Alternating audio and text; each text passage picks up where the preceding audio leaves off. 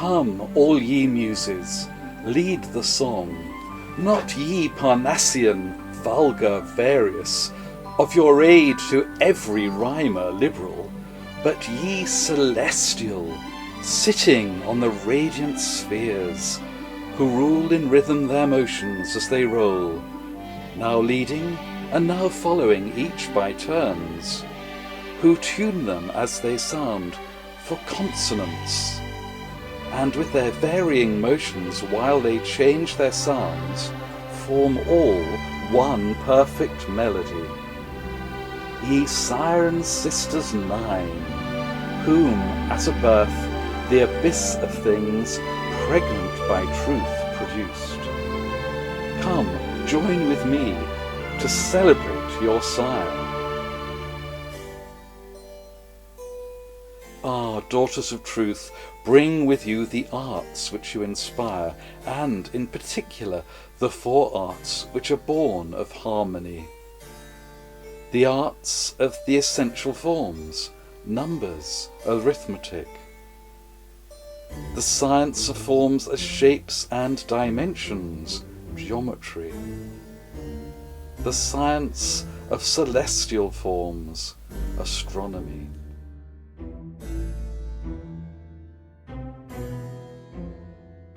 And music.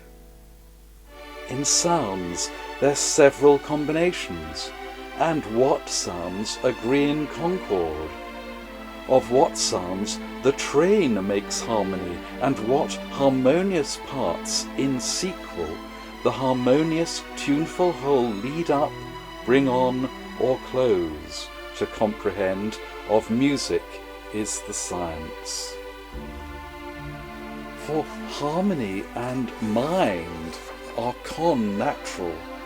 Whatever beings therefore partake of either, partake of the same time of both. Hence it is that musical sounds, uttered by human voices, or issued from any musical instrument of man's contrivance, proceed from what is of divine origin within him, and the force of them is felt only by what is of the same origin in others, namely harmony and mind. For nature's self, as it were, sings continually whilst she operates, putting rhythm into her motions, measure into her materials, and harmony into all her forms, tempering the lulling smoothness of concords with the rousing roughness of well-timed discords, framing many systems correspondent to each other, and composing all of them in one stupendous whole.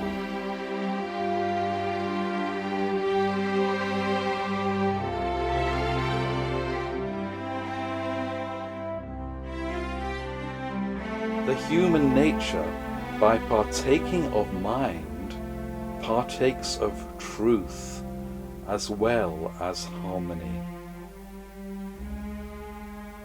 Sire and sisters, compose your songs, and let your harmony lead me to your Father Truth. Truth, the first principle of things alone. Sameness, the summit point of intellect, the basis of all being, the root of mind, of form the centre, all outradiating, who being pure unity must everywhere ever be rising, ever raying forth.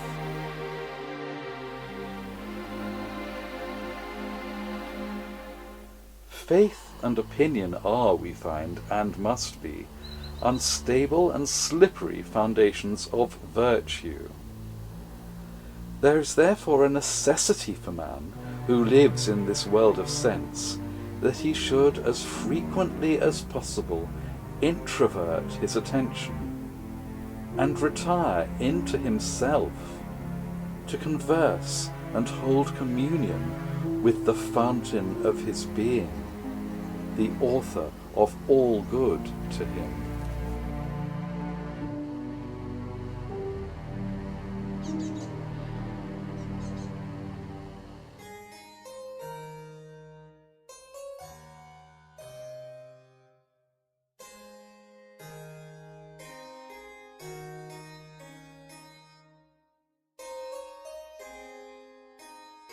I knew her to be virtue herself, the daughter of truth, the fountain of being.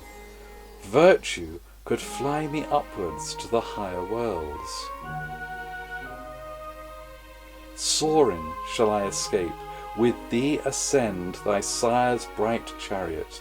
There my eyes shall mix their kindred beams with his.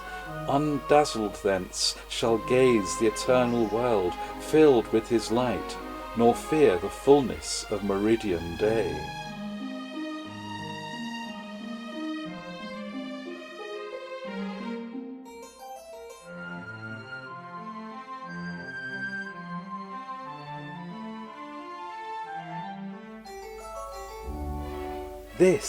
This, I see, is the world of imagination, of images, of the ideas which live in the divine mind.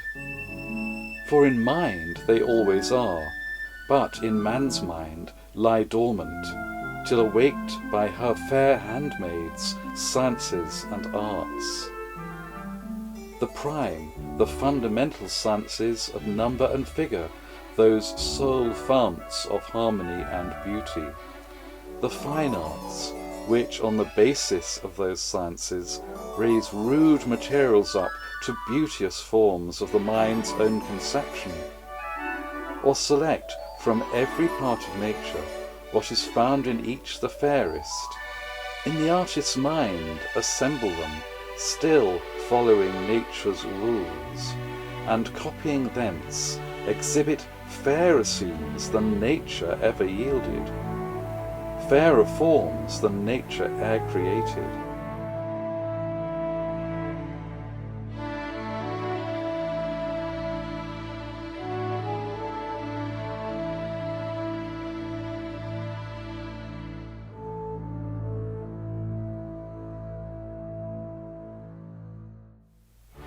Spenser's bower, Virgil's Elysium, Milton's paradise, Alcina's gardens, or the groves of Stowe. Forms for Pembroke's or for Orford's Hall, forms that would Badminton or Blenheim grace, that Radnor, Bruce and Richmond would admire. Not only have great bards the powerful skill with beings of Fancyland to people earth, the mighty magic of the muse can draw down from the sky this Fancyland itself, can seat it where she pleases, or in parts divide, and scatter like the Cyclades o'er the vast ocean. Like Latona's Isle, the floating Delos, where the goddess womb, after long wanderings and much labour, oped and gave to smiling heaven and joyous earth a Phoebus and a Diana.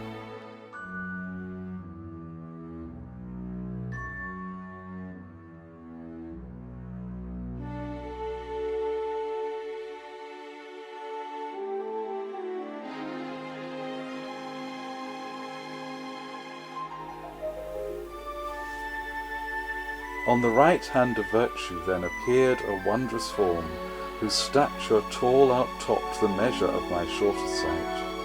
A veil of cloudy darkness thick to vulgar eyes covers her head, down hanging to the ground, but through it I saw, her body saw, of human shape, but above human, glorious to behold. For white with snowy purity her skin shone silvery, soft, lucid like the moon, but her strong limbs with hair of auburn hue were graced, the sunny brightness of whose gloss omitted golden beams.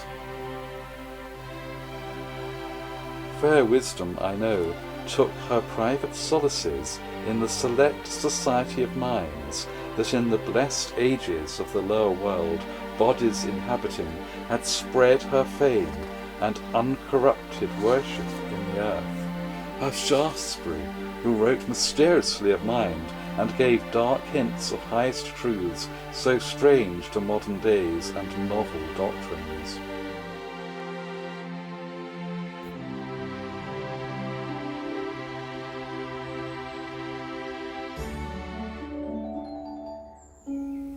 With wisdom's wings I ascended, drawn by the ray of truth. I could distinguish little spheres of light, mixing and parting at will, and these were full of lesser globes tinged with various colour. These colours, like jewels, seemed Juno's darling sapphire, the emerald the Nereid's favourite, fiery carbuncles and heavenly roseate rubies, Phoebus' love the topaz and Aurora's amethyst. While this, the glories of the scene, I gazed delighted, suddenly I found myself one of those spheres. Whether to such transformed, or whether loosened from my body, now first I discovered my own proper form. I found myself to be all mind. Every mental sphere resembled me in all things. And yet, one mind was not the other, each itself alone remaining. I saw myself all diamond, of pure uncoloured brightness. Of my being I saw the rude simplicity. But when my sire I 'gan contemplate, universal mind, ocean of beauty, even my brother orbs I saw not. Alone with thee alone I found myself, and thought I was him, himself, eternal all things. I have seen these things, seen truth, and now alone in this darker world I prophesy. Truth will return to this world. The world will be as new. For with thee, Truth, on starry throne seated, thy daughter, without mother born, shall reign, celestial Venus. While her son, his ivory sceptre heading with pure fire, ethereal pure, less powerful strikes the soul, he with his flame-tipped arrows, soft shall touch, shall charm his psyche, and as now the gods, then mortal hearts no less shall captivate to serve true beauty.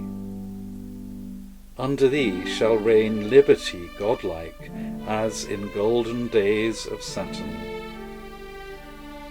In thy blessed reign, heaven-sprung philosophy shall flourish, as of old in her first spring, when taught by the learned pipe of Samos sage, the Grecian songsters warbled airs divine. Then the Platonic muse in loftier strains thy conquests and triumphant joy shall sing.